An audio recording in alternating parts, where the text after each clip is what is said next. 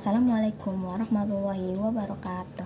Di sini saya akan mempresentasikan tugas video bab 5, yaitu tentang meneladani peran ulama penyebar agama Islam di Indonesia.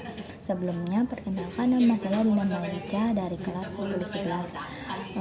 Langsung saja masuk ke materinya. Yang pertama ada masuknya agama Islam di Indonesia. Terus ada teori-teorinya, yaitu yang pertama ada teori Gujarat oleh Profesor Dr. Snows Horgons. Yang kedua ada teori Makkah oleh Profesor Dr. Buya Hamka. Yang ketiga ada teori Persia oleh Profesor Dr. Hussein Jadiningrat. Yang keempat ada teori Cina oleh Profesor Dr. Slamet Mujana. Yang kelima ada teori maritim oleh Baloch. Yang pertama ada teori Gujarat yang menjelaskan tentang bahwa Islam masuk ke Indonesia langsung berasal dari Arabia tanpa melalui ajaran tasawuf yang berkembang di Gujarat, India. Yang kedua ada teori Makkah. Teori Makkah menjelaskan bahwa Islam masuk ke Nusantara pada abad ke-7 Masehi berdasarkan berita Cina dinasti Tang. Yang ketiga ada teori Persia, menjelaskan bahwa Islam masuk dari Persia dan bermazhab syariah. Yang keempat ada teori Cina, menjelaskan bahwa menurut Sultan Demak merupakan keturunan Cina. Lebih dari itu, menurutnya Wali Songo juga keturunan dari Cina. Pendapat ini didasarkan pada kritik Klenteng Sampokang.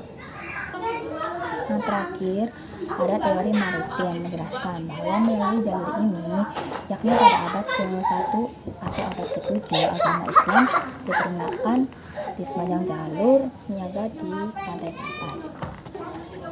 Terus juga ada perkembangan kesultanan di Indonesia.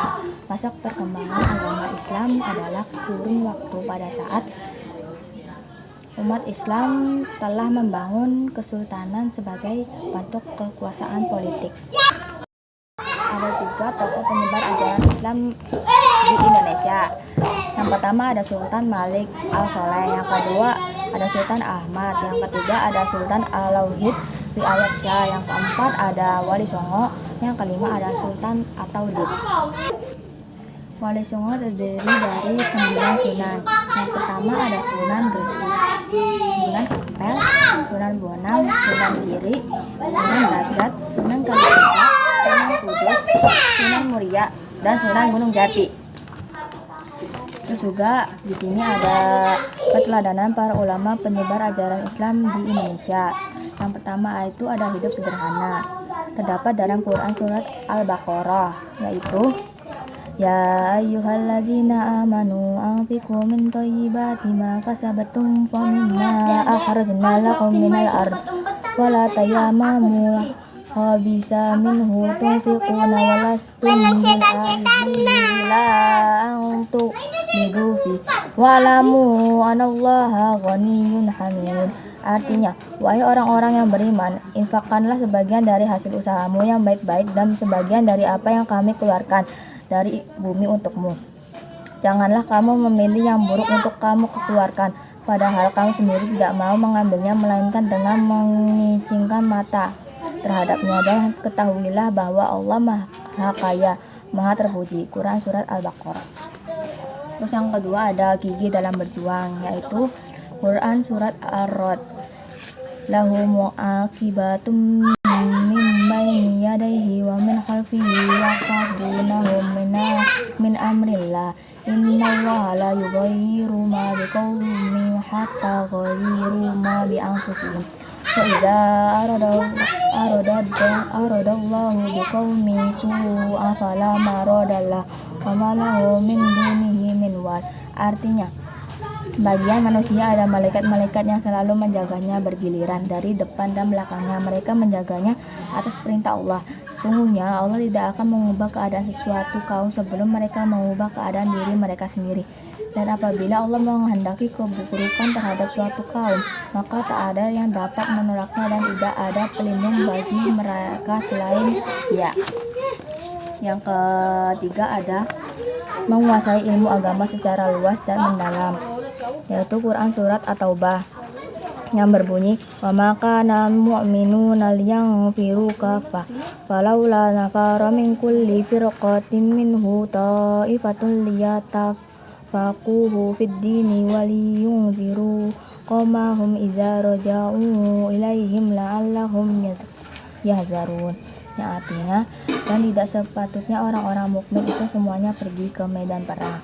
Mengapa sebagian dari setiap golongan di antara mereka tidak pergi untuk memperdalam pengetahuan agama mereka dan untuk memberi peringatan kepada kaumnya apabila mereka telah kembali agar mereka dapat menjaga dirinya.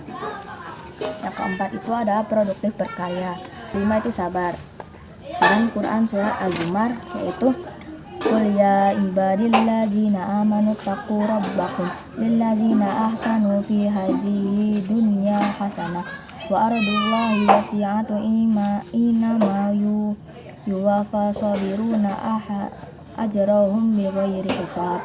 Artinya, katakanlah Muhammad, wahai hamba-hambaku yang beriman, bertakwalah kepada Tuhanmu. Bagi orang-orang yang berbuat baik di dunia ini akan memperoleh kebaikan, dan bumi Allah itu luas.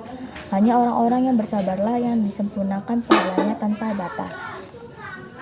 Yang keenam ada menghargai perbedaan. Yang ketujuh ada berdakwah secara damai yang berbunyi Ud'u ila sabili rabbika bil hikmati wa ma'aizatil hasanati wajadilhum billati hiya ahsan inna rabbaka huwa alamu biman zalla an sabilihi wa huwa alamu bil muhtadin.